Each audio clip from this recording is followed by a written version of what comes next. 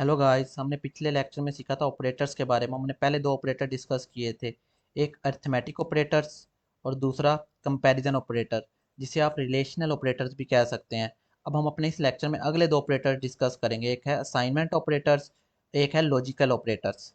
बाकी जो तीन ऑपरेटर्स हैं, identity operators, membership operators and bitwise operator, ये हम आगे चल के डिस्कस करेंगे जब हम लिस्ट वगैरह के बारे में डिस्कस कर लेंगे, क्योंकि ये ऑपरेटर थोड़े से मुश्किल हैं, ये यूज़ थोड़े कम होते हैं लेकिन होते हैं। जो ऊपर वाले चार हैं ये ज़्यादा यूज़ होते हैं। तो अब हम अपना पहला ऑपरेटर डिस्कस करते हैं, असाइनमेंट ऑपरेटर। असाइनमेंट ऑपरेटर जैसे कि आपको इसके नाम से ही पता चल रहा है कि कोई वैल असाइन करना किसी चीज़ को। जैसे आप वेरिएबल को कोई वैल्यू असाइन करते हैं तो इसका मतलब है कि वो असाइन हो रही है। इसकी हम पहला डिस्कस करते हैं। ये सिंपल असाइनमेंट भी कहते हैं इसे, असाइन भी कह सकते हैं और असाइनमेंट भी कह सकते हैं। आप इसके मुख्तलिफ नाम है, आप जो चाहें लेना चाहें ले सकते हैं। अब मिसाल के तौर पे आप नाम को असाइन कर रहे हैं 12। इसका मतलब है कि आपने जो नाम है ना वो असाइन किया है 12 का। ये है सिंपल असाइनमेंट। अब होता है ऐड एंड असाइन, मतलब ऐड करके असाइन करना चीज़ में। अब जैसे नाम 1 ले लेते हैं हम 4, नाम 2 ले लेते हैं हम 10, और हम कर सकते हैं नाम 1 इज इक्वल टू नाम 1 प्लस नाम 2। अब इसका मतलब है, जो आप मैंने ये लिखा है इसका मतलब है कि आप नाम 1 को नाम 2 में ऐड कर रहे हैं, और जो वैल्यू आ रही है उसको आप असाइन कर रहे हैं नाम 1 में। तो आपका आंसर आना चाहिए 14।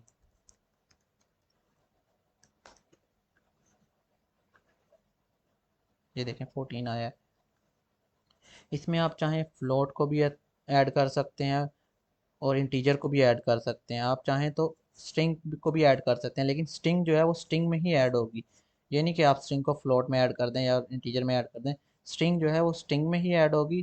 फ्लोट जो है वो फ्लोट में ऐड हो सकता है और इंटीजर में भी ऐड हो सकता है। इंटीजर जो है वो इंटीजर में भी ऐड हो सकता है, वो फ्लोट में भी ऐड हो सकता है, जैसे मैंने आपको पहले बताया था।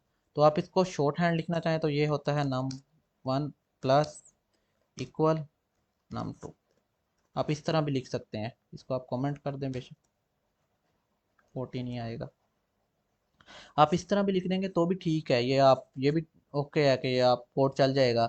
लेकिन ये ज़्यादा बेहतर है क्योंकि ये आपकी एफिशिएंसी बढ़ाएगा, क्योंकि आप कोड छोटा लिख रहे हैं। आप जितना कोड छोटा लिख सकते हैं उतने आप एक्यूरेट भी हो सकते हैं और उतना आपका कोड अच्छा भी होगा और समझ में भी वो जल्दी आएगा। अब बहुत बड़ा कोड लिख देंगे तो वो आपकी खुद से ही नहीं समझ में आएगा। तो कोशिश की जाती है कि हम वो चीज़ें यूज़ करें जो कोड को छोटा बनाएं। हम कमेंट कर देते हैं सारा।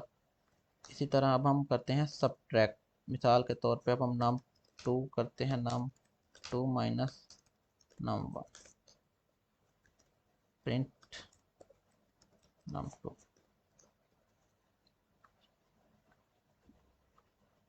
अब जो है वो आप नाम 2 को नाम 1 से माइनस कर रहे हैं और वो नाम 2 में साइन कर रहे हैं। तो वो जो है आपने 10 - 4 किया है, वो 6 आया। 6 को आप नाम 2 में साइन कर दिया है। अब इसका शॉर्ट हैंड भी वो सेम है जैसे वो आपने ऊपर प्लस का किया था, नाम 2 माइनस आ जाएगा बस प्लस की जगह नाम। ये देखें 6 सेम।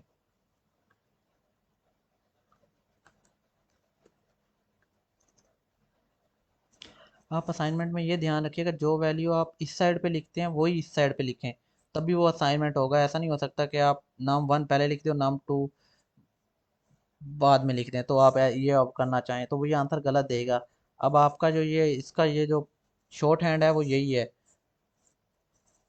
तो बेहतर यही है कि आप वो पहले लिखें और वो दूसरे वाला जिस जो आपने असाइन नहीं कर रहे वो बाद में लिखें। अब इस तरह आप मल्टीप्लिकेशन भी कर सकते हैं।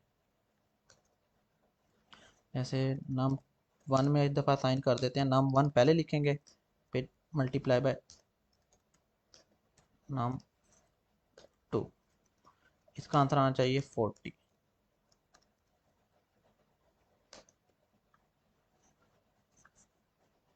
ये देखिए इसका भी शॉर्ट हैंड वैसे ही है जैसे ऊपर वाले का है। जस्ट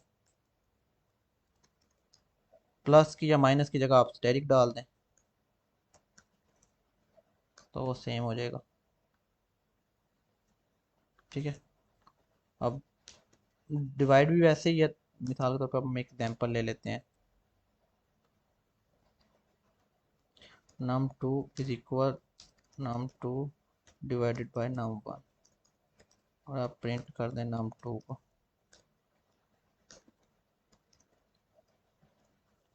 आप 10 को 4 से डिवाइड कर रहे हैं और उसी को दोबारा num2 में असाइन कर रहे हैं, मीन num2 को num1 से डिवाइड करके जो वैल्यू आ रही है वो आप num2 में असाइन कर रहे हैं, ये फ्लोट में आएगी। ये देखें 2.5, ये 2.5 इसलिए आया है क्योंकि आप जो जो डिवीजन होती है ये आपको फ्लोट वैल्यू देती है। में अगर आपका 2 भी आता तो ये 2.0 दे देती। इसका शॉर्ट हैंड आपने करना है तो वो इस तरह हो जाएगा num2। इसको आप कमेंट कर दें, तो ये देखें वही 2.5, इन सबको कमेंट कर दें। अब मॉडुलस, मॉडुलस में जो होता है वो रिमाइंडर को, जो होता है ना जो बचता है रिमाइंडर डिवीजन के बाद, उसको वो साइन करेगा। मिसाल के तौर पे num two is equal num2 percentage, modulus के लिए परसेंटेज यूज होता है, और num1। अब ये num2 जो है हमारा 10 है, 10 को 4 से डिवाइड करेगा तो ये बच जाएगा 2, 2 बच जाएगा तो हमारा आंसर ये देगा 2।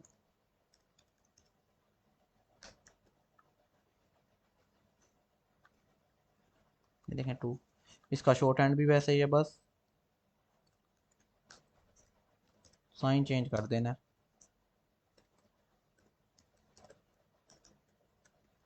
ये देखें सेम, ओ सॉरी मैंने ये गलत लिख दिया, यहाँ num2 डालना है। ये देखें सेम आया 2, यहाँ मैंने नम डाल दिया था, वो जो नम उसने ये 12 वैल्यू ले ली, इसलिए वो आंसर गलत आया था। अब आपने नाम, मैंने जब 2 डाला तो वो आंसर सही आ गया। एक्सपोनेंट, या इसको हम पावर भी कह सकते हैं, और मैंने लिखा ही नहीं, चलो ये ले पावर।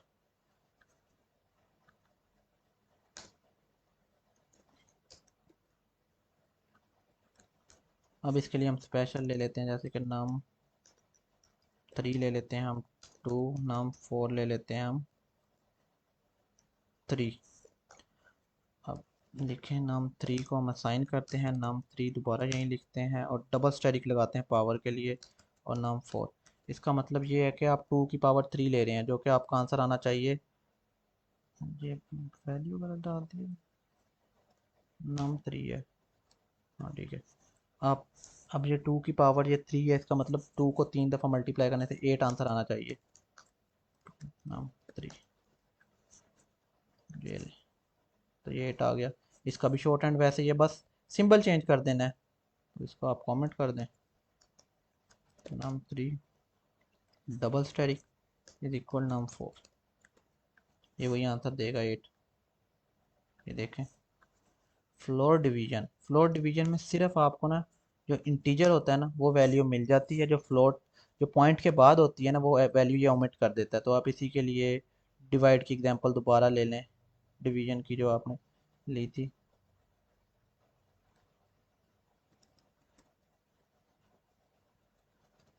इसको आप अनकॉमेंट कर दें, पर इसको दोबारा से कमेंट कर दें क्योंकि अब इसकी ज़रूरत नहीं है। अब जो हमारा नाम 2 है वो है 10, और जो नाम 1 है वो है 4।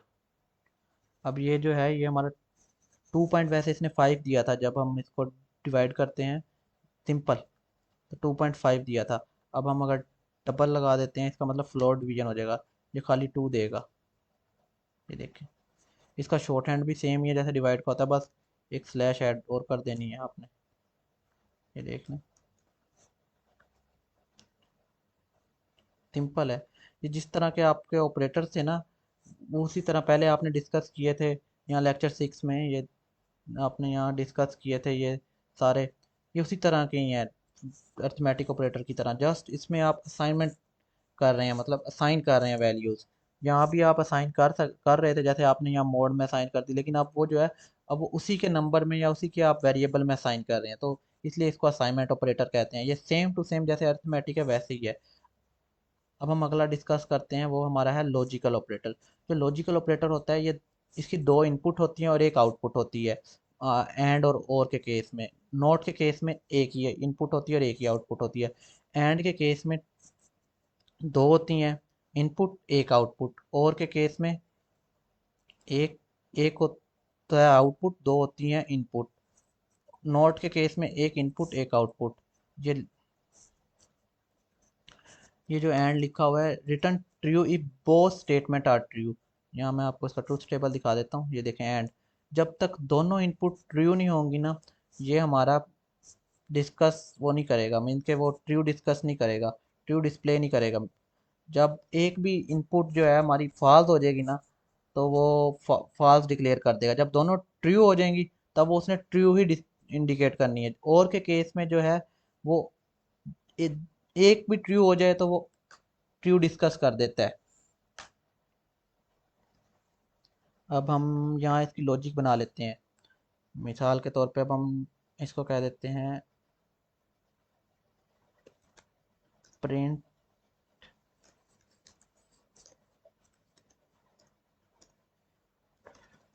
True and false. अब ये देखें, ये हमारा ट्रू देगा या फॉल्स देगा। इसने फॉल्स दिया है। ये क्यों दिया है? ये फॉल्स इसने इसलिए दिया है कि देखें, हमारी एक वैल्यू फॉल्स है, तो जब भी एक भी वैल्यू फॉल्स हो जाएगी एंड के केस में, वो हमें फॉल्स ही देगा। पहले मैं ऊपर वाले को कमेंट कर देता हूँ ताकि बार बार प्रिंट ना हो। अब हम सारा वो लॉजिक बना लेते हैं प्रिंट। इसको कॉपी कर लें, true false, false true, false false, true true.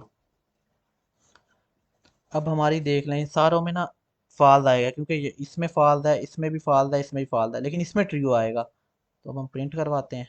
ये देखें, फॉल्स फॉल्स फॉल्स ट्रू। हमारी एंड के केस में अगर एक एक वैल्यू फॉल्स हो जाती है तो वो आउटपुट हमें फॉल्स देगा। जबकि हम और के केस में जो है ना, return true if any of input statement is true. अब और के केस में जो है ना, हमारी एक भी अगर ट्रू हो जाएगी तो हमें ट्रू देगा। मिसाल के तौर पे अब हम इसको ले लेते हैं ऐसे, एंड की जगह और कर देते हैं या कॉपी कर लेते हैं और और अब ये देखें, यहाँ एक ट्रू है, यहाँ फॉल्स है, तो ये हमें ट्रू देगा।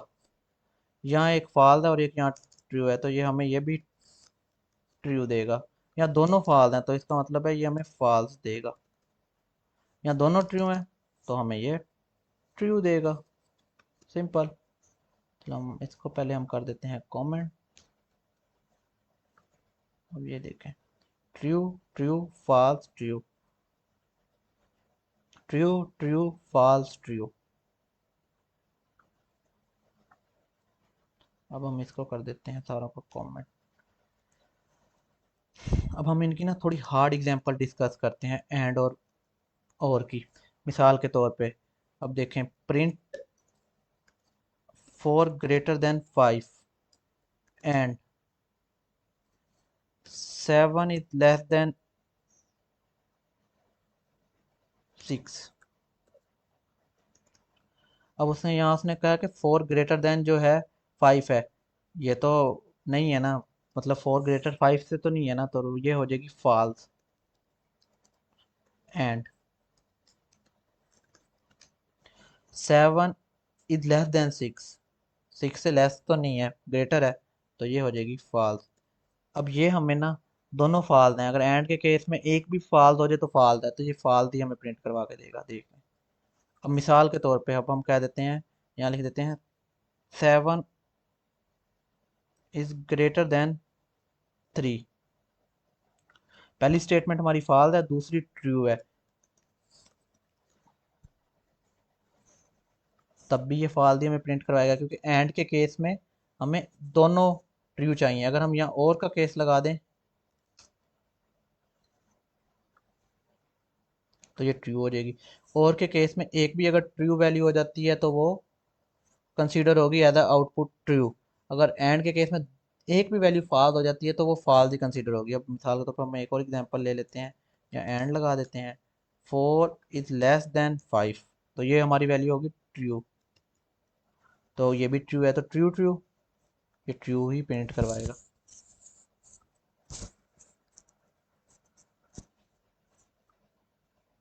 इसी तरह अब हम एक एग्जांपल ले लेते हैं, एक एक ले लेते हैं और की ओर।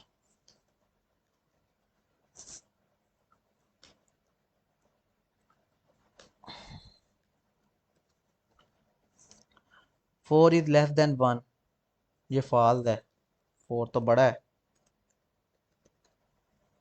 7 इज ग्रेटर देन 10, फॉल्स है क्योंकि 7 तो छोटा है 10 से। तो ये देखें, ये फॉल्स आएगा क्योंकि और के केस में अगर दोनों फॉल्स हों तो वो फॉल्स ही जनरेट करता है। अब हम डिस्कस कर लेते हैं note, reverse reverse the result, मतलब कि अगर फॉल्स है तो ये ट्रू कर देगी, अगर ट्रू है तो ये फॉल्स कर देगी। मिसाल के तौर पे अब हम कर लेते हैं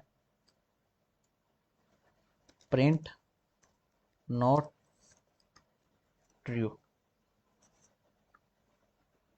तो ये फॉल्स होगी। और सॉरी, ऊपर वाला हम ना ये कर देते हैं ताकि हमें सिर्फ यही प्रिंट हो, तो ये हमारी फॉल्स होगी। अगर हम यहाँ फॉल्स कर देते हैं तो ये हमारी होगी ट्रू।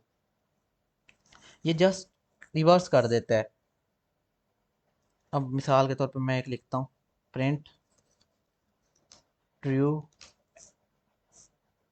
And not false. अब जो ये देखा ना, अब नोट जो है फॉल्स, इसका मतलब ये है कि ये अब ट्रू हो गया है। True and true is true, तो इसको अब हम कर देते हैं कमेंट। तो ये हमारा आंसर आना चाहिए ट्रू। ये देखें ट्रू। अब यहाँ हमारा आंसर आना अब यहाँ हमारा आंसर आना चाहिए फॉल्स। अब ये ट्रू जो है वो फॉल्स हो जाएगा। ट्रू एंड फॉल्स, एंड में अगर एक भी फॉल्स हो जाए तो वो फॉल्स आता है। ठीक है, अब हम यहाँ लिख देते हैं फॉर ट्रू। ये देखें ये ट्रू आ गया। अब यहाँ देखें, ये ट्रू था, ये फॉल्स था, यहाँ फॉल्स फॉल्स आ गया पहले में, क्योंकि एंड का हमने ऑपरेशन लगाया तो वो फॉल्स आ गया। हम कमेंट कर दें, जबकि हम और फिर ट्रू के साथ कर रहे हैं। अगर एक भी वैल्यू और में ट्रू हो जाए तो वो ट्रू हो जाती है। इसी तरह आप मल्टीपल चाहें तो आगे जितना मर्जी चाहें कर सकते हैं। तो ये जो है ना, ये आपको प्रैक्टिस से आएगा, आपने प्रैक्टिस करनी है बहुत ज़्यादा इसकी। मैं आपको ये कोड भी अपलोड कर दूंगा, क्योंकि ये जो है ना, आप उसको साथ साथ देख के शुरू से खुद से पहले एक दफ़ा ये सारा अनकॉमेंट कर सकते हैं। फिर आहिस्ता आहिस्ता आहिस्ता मतलब इसको देखें एक एक लाइन को, फिर आप खुद से ट्राई करें। मीन्स कि आप खुद से अपनी वैल्यू ऐड करना चाहें, बेशक उसका कोई मतलब ना हो, मतलब आप कोई भी वैल्यू ले लें। आपको ना उससे ये होगा कि आपको आप गलतियां करेंगे। आप जब गलतियां करेंगे आप बहुत कुछ सीखेंगे। जब तक आप गलती नहीं करेंगे ना, आप कोडिंग कभी नहीं सीख सकते। तो इसलिए आप सीखें। अगर तो आपको कुछ समझ ना आए तो वो कोड या नीचे अपलोड कर दें या ड्राइव में अपलोड करके मुझे उसके लिंक दे दें यूट्यूब में कमेंट में, या वैसे ही कोड अपलोड हो जाता है। कोड अपलोड करके मीन्स के कॉपी यहाँ से करें, ऐसे कंट्रोल ए फिर कंट्रोल सी, फिर आप एज अ कमेंट में पास कर दें। मैं वो आपको वो अगर गलती बताएं, अगर नहीं हो रहा तो मैं आपको गलती बता के सारा कुछ सेट करके वो सेंड कर दूंगा, फिर आप उसको समझें। क्योंकि जब तक आप खुद से ट्राई नहीं करेंगे ना, तब तक आप कोडिंग नहीं सीख सकते। अगर आप लेक्चर सुनना चाहें, आप चाहे जितने मर्जी लेक्चर सुन लें, 10 लोगों के सुन लें, 20 लोगों के सुन लें, आपको कोडिंग तब तक नहीं आएगी जब तक आप खुद उससे नहीं सीखते, खुद नहीं प्रैक्टिस करते, खुद से नहीं आप कोड लिखना शुरू होते। तो अब आप कोडिंग सीखें, प्रैक्टिस करें, तभी आपको ये समझ आएगी, वरना अदरवाइज ये आपके 4-5 दिन बाद आपके दिमाग से भी भूल जाएगी। तो मिलते हैं अगले लेक्चर में। शुक्रिया।